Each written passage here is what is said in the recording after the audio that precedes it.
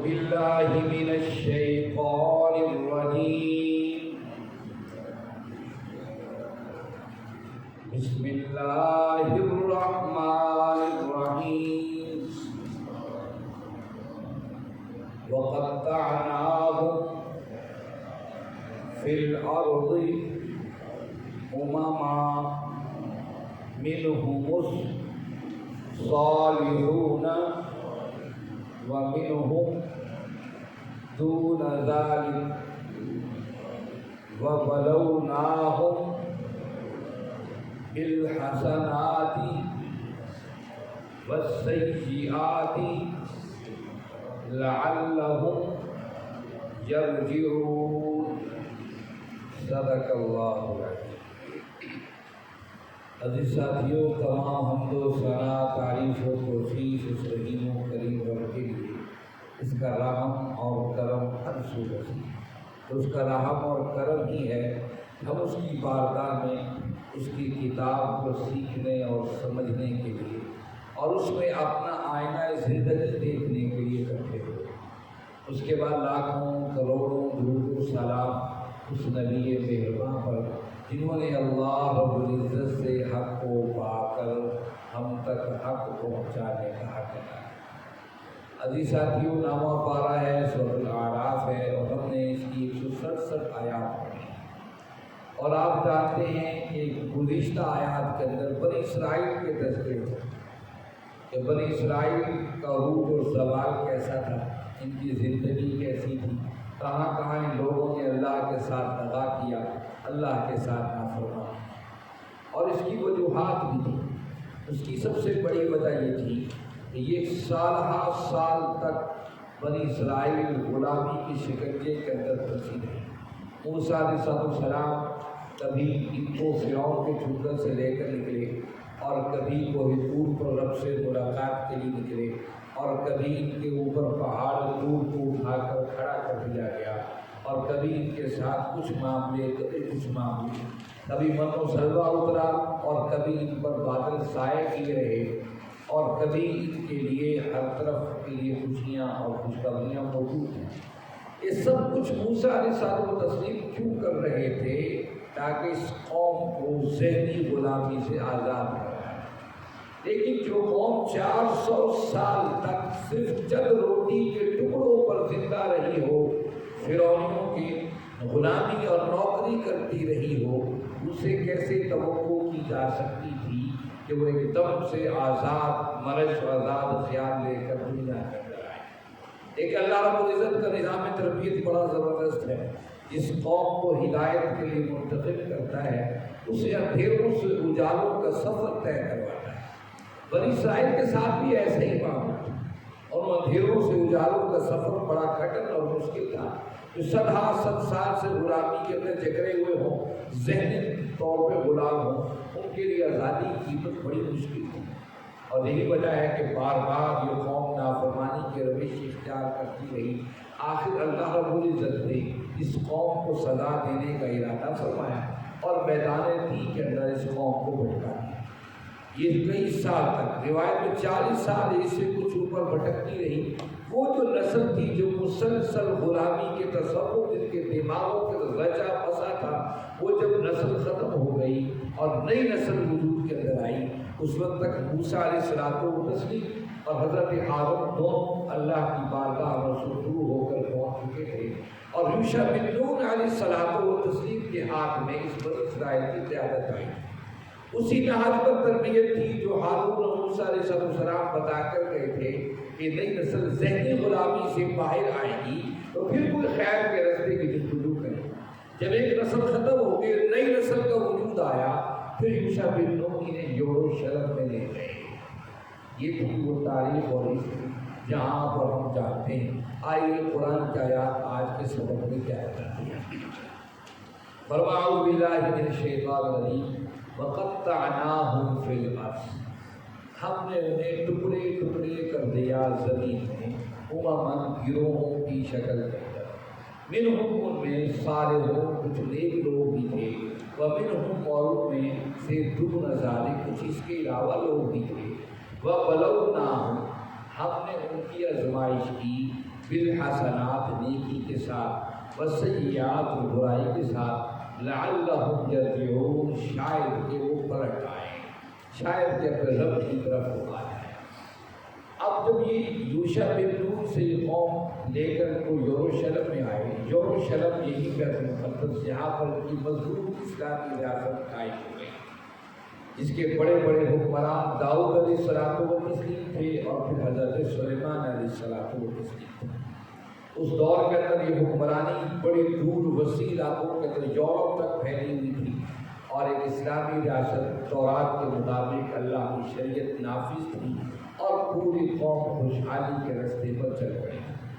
لیکن یاد رکھیے، جب بھی کوئی قوم جد و جہد کر رہی ہوتی ہے کسی خاص مقصد کے لیے، اس میں لوگ بڑے مضبوط اور توانا قسم کے لوگ اس تاریخ میں شریک ہوتے ہیں، اپنا مال بھی لگا دیتے ہیں، جان بھی لگا دیتے ہیں، اولاد بھی لگا دیتے ہیں، سب کچھ قربان کر دیتے ہیں۔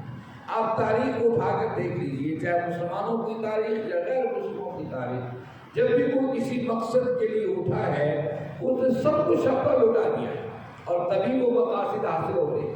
لیکن جب مقصد حاصل ہو جاتا ہے اس وقت مقاصد کو قابو رکھنا یہ سب سے بڑی حکمت ہوتی ہے، یہ ہر ایک کے بس میں نہیں ہوتی۔ جب ساری جدوجہد کے بعد وہ مقصد حاصل ہو جاتا ہے تو پھر اس مقصد کے حصول کے بعد اس کو قائم رکھنا مشکل ہوتا ہے۔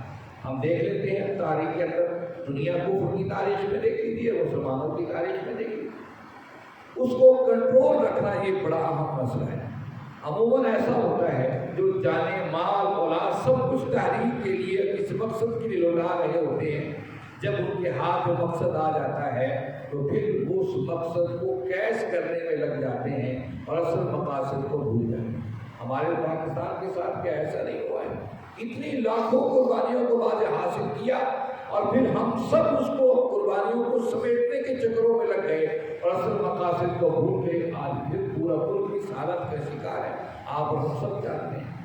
یہی معاملہ بنی اسرائیل کے ساتھ، بنی اسرائیل نے دو جستجو تو کی، لیکن جب ان کے پاس داؤد علیہ السلام اور سلیمان علیہ السلام کی شکل میں اقتدار آیا، یہ اپنے ماضی کو بھول گئے، یہ خوشحالیوں میں اس طریقے سے گرفتار ہو گئے، اپنا ماضی بالکل بھول گئے اور پھر یہ بھی بھول گئے کہ ہم تورات کے حامل تھے، اللہ نے ہمیں اسی کی عزت دی۔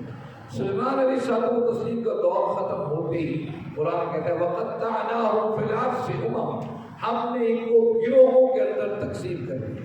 اور پھر جب انہوں نے اس کی قدر نہ کی، سلیمان علیہ السلام کے غلام نے اٹھ کر ایک نئی اسرائیلی ریاست کو قائم کیا، یہودی ریاست کے نام سے قائم ہوئی، جس کا مرکز سامرا تھا، اور آدھے جو بنی اسرائیلی تھے انہیں یروشلم کو اپنا مرکز بنایا۔ یہ پہلا قطع تھا، پہلا ٹکڑا تھا جب یہ آپس میں تقسیم ہو گئے۔ ان دونوں گروہ آپس میں لڑنے شروع ہو گئے، اقتدار کی جنگ اور رساکشی نے ان کو یہاں تک بلا دیا کہ تم کس حامل کی لوگ بولو۔ تو اللہ رب العزت کا پھر عذاب کا کوڑا برسنا شروع ہوا۔ پہلا بادشاہ بخت نصر تھا جس نے آ کر یروشلم کی تباہی پھیر دی اور یہودیوں بنی اسرائیلی اس دور کے اہل ایمان کا قتل عام کر دیا، ان کو قتل کر دیا۔ یہودی پھر اکٹھے ہوئے، سوچا کہ آخر کیا وجہ ہے، ہم کیوں تباہ و برباد ہو گئے۔ حضرت عزیر علیہ السلام کی قیادت کے اندر پھر یہودی اکٹھے ہوئے اور پھر تورات کے ساتھ مل کر اپنی زندگی کو جوڑا، یروشلم کو نئے سرے سے آباد کیا، حیدر سلیمانی کو دوسری دفعہ اس کو تعمیر کیا گیا اور پھر قوم یہود یہ بنی اسرائیل اکٹھے ہو گئے۔ یہ اس دور کے مسلم اور مسلمان تھے اور اس کے ساتھ جڑے رہے۔ لیکن گزشتہ آیات کے اندر آپ نے جو ہم نے سبق پڑھا تھا اس میں آپ کو یہ آیت یاد ہوگی، من یسومہم سوء العذاب، قیامت تک انہیں عذاب دیا جاتا رہے گا، کیونکہ یہ بار بار اللہ اور اس کے رسول کی نافرمانی کرتے رہے۔ وقت نصر کے بعد عزیر علیہ السلام کا دور ایک عظیم دور تھا جس پہ یہ قوم پھر اٹھ کھڑی ہوئی اور اپنے آپ کو مضبوط کر لیا۔ لیکن پھر جب انہوں تورات کی تعلیمات کو چھوڑا، اللہ اور اس کے رسول کے احکامات کو چھوڑا اور اپنی تجارت اور اپنے کاروبار کے اندر منظم ہوتے چلے گئے، پھر اللہ نے دوسری بار ان پر جنرل ٹائٹس جو یونانی صدر حکمران تھا، جنرل تھا، اس کی وجہ سے دوسرا عذاب نازل کیا۔ قرآن نے کہا قیامت تک یسومہم سوء العذاب، ان کو عذاب سے کھایا جاتا رہے گا۔ یہ ایک بہت بڑے عذاب کی شکل میں ان کے اوپر مسلط ہوا۔ جنرل ٹائٹس نے تباہی کھیل تقریباً یہ عیسیٰ سے 506 سال پہلے کا یہ جو ہے وہ سین ہے. اس نے بڑا قتل عام کیا یہودیوں کا اور بڑی بری طریقے سے. آج قرآن نے کہا وَقَطَّعْنَاهُمْ فِي الْأَرْضِ، ہم نے انہیں ٹکڑے ٹکڑے کر دیا حکومت اور بکھیر دیا گروہوں کی شکل کے اندر. اس کے بعد یہودی بکھر گئے، کچھ ہندوستان، کچھ فرانس، کچھ جرمنی، کچھ چائنا، کچھ روس. یہ یہودی بکھر گئے، تقسیم در تقسیم ہوتے چلے گئے. یہ وہ دور تھا جب ان کے آپس میں ٹکڑے ہو گئے، پھر دوبارہ یہ لوگ اکٹھے نہ ہو سکے. لیکن قرآن کہتا ہے منہم الصالحون، ان میں سے کچھ سارے لوگ بھی، ومنہم دون ذالک، اور کچھ دوسرے لوگ بھی. صالح سے مراد یہ ہے اس میں اچھے لوگ بھی تھے. وہ چاہتے تھے کہ معاشرہ پھر خیر کی طرف آئے، معاشرہ پھر اچھائی کی طرف آئے. اور کچھ لوگ ایسے تھے وہ کہتے تھے نہیں بھائی نہیں، جیسے ہو ویسے ہو، چلتے رہو. یہ دونوں قسم کے لوگ ہر معاشرے میں پائے جاتے ہیں. یاد رکھیے معاشروں کی بگاڑ پر اللہ پکڑ نہیں کرتے ہیں فوراً. اس کی وجہ کیا ہوتی ہے کہ معاشرے میں کچھ سالے لوگ ہوتے ہیں، ان سالے لوگوں کی وجہ سے اللہ معاشروں کو ایک دم سے پکڑ نہیں کرتے. یہی وجہ وہاں پر بنی اسرائیل کے اندر کچھ نیک لوگ بھی تھے لیکن زیادہ تر فسادی لوگ تھے.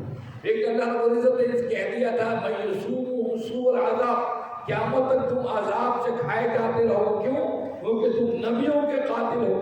یہ نبیوں کو بے دریغ قتل کیا بنی اسرائیل کے لوگوں نے. انہوں تورات کی بے دریغ جو ہے اس کی توہین کی اور اپنے دین کے ماننے والوں کی توہین کی. یہ کہتے تھے ابناء اللہ، ہم تو اللہ کے بیٹے ہیں، ہم تو اللہ کے چہیتے ہیں، ہمیں تو کوئی کچھ نہیں کہہ سکتا ہے. اس بنیاد میں مسلسل ان پر عذاب آتا رہا. اور ماضی قریب کے اندر سب سے بڑا عذاب ہٹلر کی شکل کے اندر آیا، جس کو آج ہولوکاسٹ کے نام سے یاد کیا جاتا ہے. اور ہولوکاسٹ کو آج بھی یہودی دنیا کے اندر اس پر پابندی لگائے بیٹھے ہیں. کوئی اس کا ذکر نہ کرے. کیوں ذکر نہ کرے؟ آپ ہٹلر کی تاریخ کو اٹھا کر دیکھو، واقعی تاریخ کے اندر ظلم کی تاریخ کو منفرد انداز سے ان لوگوں نے ہٹلر نے رقم کیا. اس سے دیکھا بچپن سے کہ یہودی جہاں تھے وہیں چھا گئے تھے. ایک گروہوں میں تقسیم تھے، جہاں پر بھی تھے وہاں کی معیشت پر کنٹرول حاصل کر لیتے. آپ اسی بات سے اندازہ لگا لیجیے یہ کہاں کے رہنے والے آ کر مدینہ میں آباد ہو گئے تھے. مدینہ میں چھوٹے چھوٹے ان کے قبائل تھے اور اس کے مقابلے میں اوس و خزرج کی بڑی طاقت اور قوت کا نام تھا مدینے کے اندر. لیکن چھوٹے چھوٹے قبائل، تھوڑی سی تعداد یہودیوں نے پورے اوس و خزرج کے لوگوں کو اپنے مٹھی میں قید کر رکھا ہے. اسی طریقے سے ہٹلر نے دیکھا یہ 20ویں صدی کی تو بات ہے، وہ بڑی دور کی بات نہیں، ہم سے قریب ترین کے دور کی بات ہے. اس نے دیکھا کہ ہر جگہ یہ چھائے ہوئے ہیں اور کوئی وجہ نہیں، ہر چیز اپنے ہاتھوں میں کنٹرول کیے ہوئے ہیں. جب چاہتے ہیں حکومتوں کے تختے اڑ دیتے ہیں، جب چاہتے ہیں اپنی معیشت سے، اپنے مال اور دولت سے جو ہے وہ کبھی مندہ کاروبار کروا دیتے ہیں اور کبھی چھا جاتے ہیں. ہٹلر نے شروع سے ان کو دیکھا اور جب اقتدار میں آیا سب سے پہلے سے یہودیوں کو اکٹھا کیا. اس نے بڑے بڑے کیمپ بنائے اور کہا جتنے یہودی تمہیں ملتے ہیں پورے مشرقی یورپ سے یہودیوں کو اکٹھا کر کے لایا گیا. خود یہودی کہتے 70 لاکھ یہودیوں کا قتل عام ہوا، لیکن بعض تاریخ میں 40 لاکھ یہودیوں کے قتل عام کا تذکرہ ملتا ہے. پہلے 70 ہو یا 40، پہلے یہ واقعہ تاریخ کے پہلے پر موجود ہے. یہ واقعہ ہوا. جرمن کے لوگوں نے کیا کہ ہٹلر نے کیا کیا، بڑے بڑے کیمپس بنائے تھا، یہودیوں کو قید کر دیا گیا. ان کے بچوں کو، ان کی عورتوں کو، ان کے چھوٹے بڑے سب کو بڑے دوروں کو لا کر اور جہاں جہاں کیمپ بنائے وہاں پر بڑے بڑے گیس کے چیمبر زیر زمین اس نے لگا دیے. ایک بڑے سے ہال کے اندر ان کو اکٹھا کیا جاتا. ان سارے یہودی کو جتنے بچے بوڑھے اور عورتیں ہوتی ان کے سر کے بال، سارے جسم کے بال ان کے منہ دیے جاتے اور پھر ان بالوں سے قالین بنائے جاتے. وہ جرمن ہٹلر کے دفتروں کے اندر زمین کے اوپر بچھے ہوئے وہ قالین تھے. اتنا بڑا تاریخ. اور پھر اسی پر نہیں، ان کو وہاں سے نکال کر گیس کے چیمبروں میں ڈال دیا جاتا اور پھر وہاں پر ایک گلتے ہوئے اور سڑتے ہوئے وہاں سے نکلتے ایک سیال مادے کی شکل کے اندر اور پھر وہ کھیتوں کے اندر ڈال دیا جاتا، بطور کھاد کے طور پر استعمال کیا جاتا. اس حد تک ہٹلر نے پر قتل عام کیا، ظلم کیا. اس لیے اس کو ہولوکاسٹ کے نام سے یاد کیا جاتا ہے. اور یہودی آج بھی تاریخ اس سے احباب کو پابندی لگاتے ہیں، اس سے ہمارے دلوں کو دکھ ہوتا ہے. قرآن نے کہا الی یوم القیامت من یسوء سوء العذاب، قیامت تک تمہیں عذاب چکھایا جاتا رہے گا. مجھے بتائیے آج ہم اپنی زندگی کے بھول بھریوں میں ایسے گم ہو گئے. بتائیے قرآن کی حقانی سچائی قرآن تو ہٹلر سے بہت پہلے دنیا میں آیا ہے۔ قرآن اس وقت بتا رہا ہے کہ قوم یہود کے سب سے بڑا جرم یہ ہے اپنے انبیاء کے قاتل ہیں، اب اس دعوت کے مقابل خود کھڑے ہو گئے ہیں اور اللہ کی بندگی کو چھوڑ کر اپنے آپ کو رب کے چہیتے بھی کہتے ہیں اور اپنی زندگی کو تباہی بربادی کے راستے پر ڈال دیا ہے اپنے نبیوں کے نافرمانی کی بنا پر۔ کیا میں آپ سے پوچھ سکتا ہوں کہ آج آپ اور ہم اللہ اور اس کے رسول کی نافرمانی کے ساتھ اپنی معیشتوں کو اور معاشروں کو اور اپنی تجارتوں کو چلا سکیں گے؟ قطعاً ایسا نہیں ہے۔ اس لیے میں کہتا ہوں آؤ قرآن کے نزدیک آؤ، قرآن آپ اور ہمیں بتائے گا کہ ہماری زندگیاں کیا ہیں، ہم کس راستے پہ ہمیں چلنا تھا اور کس راستے کو چھوڑ کر ہم کس راستے پر چل پڑے۔ اللہ نے ایسی بنی اسرائیل کا بار بار تذکرہ نہیں کیا، بتایا اس پوری امت مسلمہ کے سامنے ایک لاہ عمل رکھ دیا جائے کہ دیکھیے اللہ رب العزت کسی کی معیشت کی بنیاد پر عروج و زوال کا معاملہ نہیں کرتے ہیں۔ دنیا کے عروج و زوال کا معاملہ اللہ اور اس کے رسول صلی اللہ علیہ وسلم کے ساتھ تعلق پہ سچا کون ہے اور اس کے ساتھ جو ہے دغا کون دے رہا ہے، اس بنیاد پر دنیا کے نظام الٹ پلٹ کیے جاتے ہیں۔ آج اس امت کا معاملہ بھی ہے، جس قوم کو اللہ نے کہا کہ ہم نے ٹکڑوں میں بانٹ دیا اور گروہوں میں تقسیم کر دیا، وہ سمٹ کر آج چھوٹے سے اسرائیل کی شکل کے اندر آ گئے اور 22 ارب ملکوں کے ناک میں نتھ ڈالی ہوئی ہے۔ آج پھر دوبارہ اسرائیل حملے کر اہل غزہ کے اوپر ظلم کی انتہا کر رہا ہے۔ امن کے معاہدوں کے باوجود وہ پھر ایک وساری کا راستہ اختیار کر کے سول لوگوں کو بمبارمنٹ کر رہا ہے۔ کل تک 100 معصوم بچوں کو قتل کیا جا چکا ہے، لیکن پورے مسلمان تو مسلمان سوئے، وہ عرب جو دنیا کے اندر اللہ اور اس کے رسول کے حامل قوم تھی، جس کی وجہ سے آج بھی ہم عرب کے لوگوں کی عزت و احترام اس لیے کرتے ہیں، یہ وہ بولی بولتے ہیں جو رب کے قرآن کی ہے، یہ وہ بولی بولتے ہیں جو آقا کریم صلی اللہ علیہ وسلم کی زبان اقدس تھی، یہ وہ بولی بولتے ہیں جو اہل جنت کی زبان ہے۔ آج بھی کہیں ہمیں عربی مل جائے، کتنا بڑا عیاش کیوں نہ ہو، ہم صرف اس نسبت کے ساتھ یہ نبی کی نسبت رکھتا ہے، یہ قرآن کی نسبت رکھتا ہے، ہم اس کا قمیض بھی چومنے سے گریز نہیں کریں گے، اس کی زبان عربی ہے۔ لیکن آج وہ اسرائیل اللہ دکھا رہا ہے، وہ مغصوب قوم جنہیں بار بار ہم نے دنیا کے اندر عذاب کا مزہ چکھایا، ان لوگوں نے پورے عرب قوم کے ناک میں نتھ ڈالی ہوئی ہے اور پورے عرب قوم کھڑی ہوئی ہے بے بس، کیا کرے کیا نہ کرے، کچھ بھی نہیں کر سکتی ہے۔ اس سے بڑا عذاب اس امت پر کیا ہو سکتا ہے؟ اللہ رب العزت نے فرمایا وَقَطَّعْنَاهُمْ فِي الْأَرْضِ أُمَمًا، ہم نے وہ ٹکڑے ٹکڑے کر دیا، گروہوں میں تقسیم کر دیا، مِنْهُمُ الصَّالِحُونَ، ان میں سے کچھ صالح لوگ بھی تھے، وَمِنْهُمْ دُونَ ذَلِكَ، اس کے علاوہ دوسرے لوگ بھی تھے، وَبَلَوْنَاهُمْ، ہم نے ان کی آزمائش کی، بِالْحَسَنَاتِ وَالسَّيِّئَاتِ، نیکیوں کے ساتھ اور برائیوں کے ساتھ، گویا کہ مال و دولت دے کر بھی اور لے کر بھی۔ یہ آزمائش کا معاملہ قوم یہود کے ساتھ نہیں ہے، اس امت کے ساتھ بھی ہے، اچھائیوں کے ساتھ بھی اللہ آزماتے ہیں اور برائیوں کے ساتھ بھی آزماتے ہیں۔ یہ آزمائش کیوں ہوتی ہے؟ لعلہم یرجعون، شاید کہ لوگ اپنے رب کی طرف پلٹ آئیں۔ آج دنیا کو اللہ دکھا رہے ہیں کہ دیکھیے وہ فلسطین کی سرزمین جو چھوٹی سی ہے، چند کلومیٹر کے فاصلے کے اندر محیط ہے، لیکن ایمان کے زمزمے دنیا کے سامنے رکھ دیے ہیں۔ ہم حیران ہوتے ہیں کہ آپ کے ملک اور پاکستان میں کوئی تحریک کتنی اچھی اور خالص کیوں نہ اٹھے، کیسے اللہ والے کیوں نہ اٹھے، ہمیشہ ان کے مخالف بھی موجود ہوں گے، اسی قوم میں سے، اسی علاقے میں سے، اسی بستی اور شہروں میں سے۔ ہم نے یہاں قرآن تلاش کی بات کی ہے، آپ ہمارے قرآن تلاش کے ساتھ بعض لوگ بڑے مخلص اور بعض لوگ کہتے ہوں کہ ہاں بھی یہ کیا ہو رہا ہے، ہمیشہ سے اچھائی کی حمایت اور برائی کے لوگ کھڑے ہوتے ہیں۔ لیکن دیکھیے اہل غزہ کی عظمت و رفت پر ابھی تک آپ نے کسی بوڑھے کا انٹرویو نہیں سنا ہوگا، کسی عورت کا نہیں سنا ہوگا، کسی بچے کا نہیں سنا ہوگا کہ ہمیں حماس سے تو تباہ کر ڈالا، ہم تو 6 بڑے گھروں میں رہ رہے تھے۔ کسی فرد کی زبان پر یہ جملہ نہیں ہے، ہر ایک فرد کی زبان پر شہادت کی تمنا اور ایمان کی مضبوطی کے ساتھ دشمن کے مقابل کھڑے ہونے کی جرأت ان کے الفاظ سے ملتی ہے۔ اس لیے آقا کریم صلی اللہ علیہ وسلم سے صحابی نے پوچھا، یا رسول اللہ صلی اللہ علیہ وسلم مجھے بتائیے میں کس گروہ میں شریک ہوں؟ جب پورے معاشرے کے اندر ایک غبار سا ہوگا، آپ صلی اللہ علیہ وسلم نے فرمایا 3 لشکر ہوں گے، 3 لشکر میں سے کسی لشکر میں شامل ہو جانا۔ کہنے لگے یا رسول اللہ صلی اللہ علیہ وسلم مجھے بتائیے وہ کون سا لشکر جو ایمان والا ہوگا؟ آپ نے فرمایا اگر تم لشکر کو پالو، وہ جو شام کا لشکر ہوگا اس کے ساتھ شریک رہنا۔ یہ شام یہ چھوٹا سا سیریا نہیں ہے، اس کو آج دنیا سیریا یا سوریا کے نام سے یاد کرتی ہے، یہ تو ٹکڑے کیا ہوا شام ہے۔ جب آقا کریم صلی اللہ علیہ وسلم شام کے لشکر اور وہاں پر ایمان کی عظمت کی بات کر رہے تھے، اس زمانے میں فلسطین یہ شام کا مرکز تھا، یہ بیت المقدس اور یہ فلسطین و غزہ یہ اسلام کے مرکز و شام کے مرکز تھے۔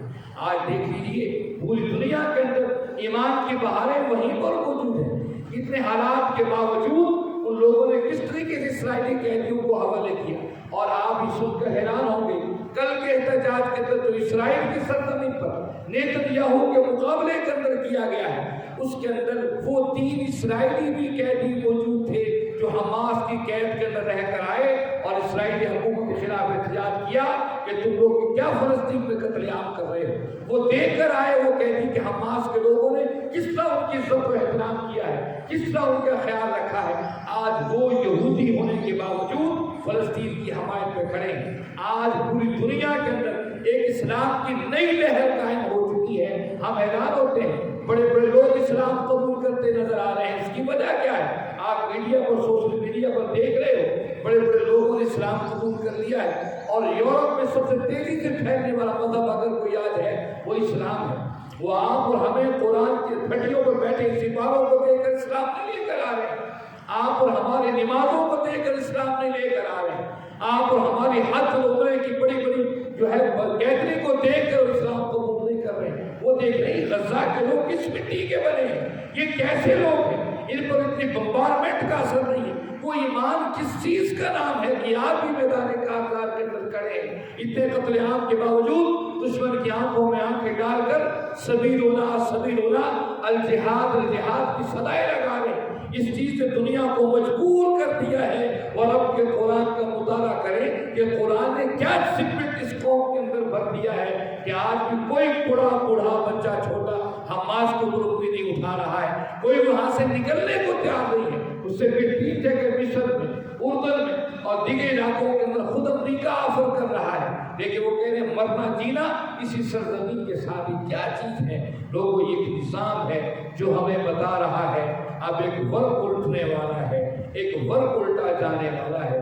تاریخ میں ورق الٹا کرتے ہیں، دیکھیے کبھی آدم تھے اور کبھی نوح کا ورقہ الٹا ہے، کبھی یہاں پر موسیٰ تھے اور کبھی عیسیٰ علیہ السلام کی حالات و واقعات کے ساتھ یہ وقت تاریخ کے الٹے ہیں۔ اسی طریقے سے تاریخ کے اوراق الٹے چلے جا رہے ہیں۔ ایک اور تاریخ کا پنا وقت اٹھایا جا چکا ہے، اب الٹنا باقی ہے۔